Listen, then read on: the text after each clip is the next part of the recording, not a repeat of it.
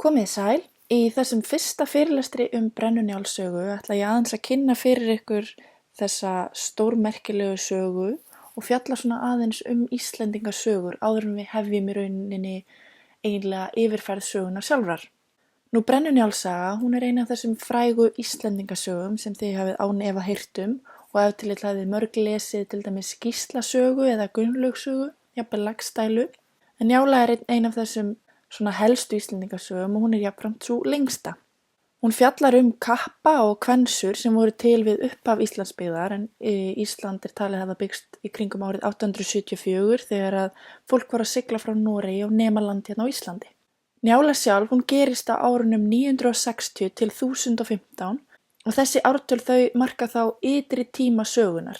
Það þetta tímabil sem hún gerist á þessi ár, þannig 960 til 1015. En þessi rúma hálfa öld sem að sagan spannar, það þá innri tími hennar. Þannig að innri tími sögunar þá rúmlega 50 ár. Þessi saga, Njála, eins og aðrar Íslendingasögur, fjalla fólk sem var til í raunveruleikanum á þessari svokölluðu söguöld sem tíminn sirka frá landnámi og fram yfir kristnitökuna sem var árið 1000 þegar Þorgeir ljósvetningagóði lagðist undir feld og ákvað að við skyldum taka upp kristna trú.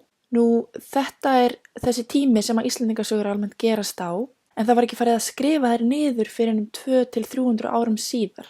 Þannig að það talið að Njála hafi verið skrifuð seint á 13. öld, einhvern tímann á bilinu 1275 til 1290, en það ekki hægt að vita nákvæmlega því að upprunalega handritið ekki til lengur og við höfum heldur ekki hugmynd hverjir það voru sem að skrifuðu þessar sögur því að höfundur Íslendingasagnanna eru óþekktir, þeir skrifuðu aldrei nafni sitt á handritin. En Njála varðveitt þarna í nokkrum skinnhandritum sem þá skrifuð eftir þessu upprunalega handriti.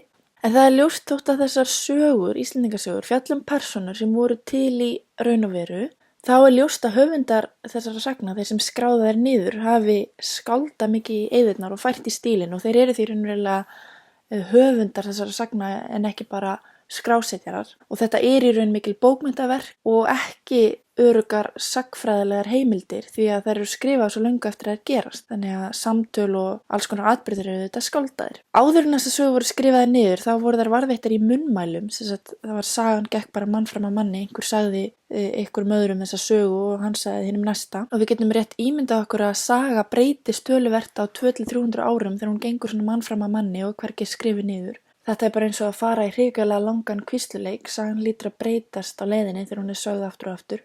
En við lítum fyrst og fremst á þessar Íslendingasögur sem bókmenntaverk og við skoðum þær sem slíkar hérna í íslenskunni. Nú, Íslendingasögur þær eru meðal okkar helstu menningaverðmæta og þær eru þekktar víð heim. Þið getið alveg farið til útlanda og spurt fólk hvort að viti hver Njáll var og Gunnar á Hlíðarenda og Hallgerður Langbrók. Þetta allt persónur úr Njálu sem við erum að fara að lesa Þekktustu Íslendingasögurnar, það eru til dæmis Njála og Laxdæla, Gíslasaga og Egilssaga Skallagrímssonar og okkur Íslendingum þykir mjög mikilvægt að halda þessum menningararfi okkar lifandi og það meðal annars þess vegna sem við lesum þessar sögur í skólum. Við eigum ekki fornar byggingar eða eitthvað Notre Dame kirkjur eða píramída eða neitt slíkt hérna á Íslandi en við eigum þessar fornu bókmenntir og það mjög merkilegt. Og þær kenna okkur þetta margt fortíð okkar, þetta þetta góð heimild hvernig lífið var á árum áður. Og það líka afar merkilegt að við getum lesið þessar fornu bókmenntir í dag, 800 árum eftir að það voru skrifaðar.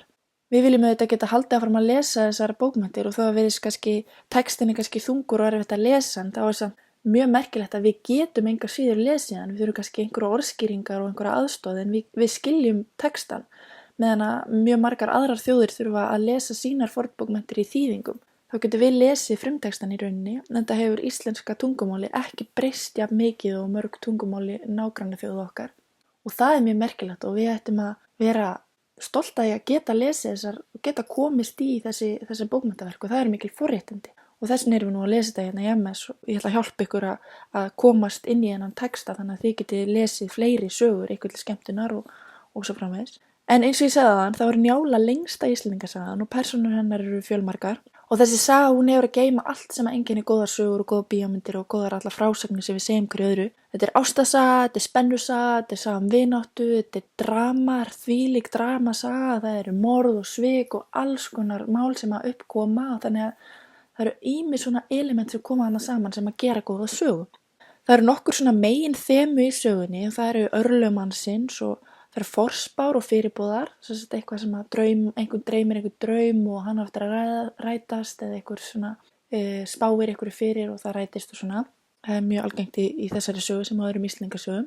Það fjallar sæmd, sæmdin skiptir miklu máli, mannorð mannanna og að bregðast rétt við og svona eins og við munum sjá. Svo er það lög þjóðveldisaldar. Það eru mjög margir lögfróðir menn og mikla lagaflækjur sem komið fyrir þessari sögu og það er áhugavert fyrir þau ykkar sem stefna á lögfræði að skoða það, hvernig þetta var á árum áður. Og það eru höfðingjar, sem sagt yfirstétt Ísland sem á þessum tíma sem eru svona í forgrunni í sögunni. Það má skipta sögunni í 3 mislanga hluta. Það er saga Gunnars á Hlíðarenda og hún hefst reyndar ekki fyrir einhvern tímann í 19. kafla og stendur fram undir svona kafla 70 eitthvað. Svo er það Njáll, sem sagt Brennu Njáll sjálfur og hans synir og hans fólk og Brennan, þetta Brennu Njáll saga og svo eftirmál og sættir, það er langur hluti í lok sögunar sem er líka mjög áhugaverður og einkennist af drama og ást og fleiru. Nú inn í þetta fletta svo margar minni frásagnir af ýmsum mönnum sem að tengjast á öllum hinum og mynda saman eina heild. Þetta er stór merkileg saga, hún er nokkuð löng, 159 kaflar og við munum lesa hana alla og ég mun fara með ykkur í gegnum kafla sögunar með svona litlu myndböndum sem ég gera fyrir því hlustið á heima og svo vinnum við úr efninu í tímum. Þá ræðum við efnið þannig að ég eyði ekki tímanum í að vera að fara yfir hvern einasta kafla, þá gerum við það með stuttum myndböndum og þau munu þetta hjálpa ykkur aftur þegar kemur svo að prófi og slíkt. En takk fyrir að hlusta í bili, við sjáumst hress.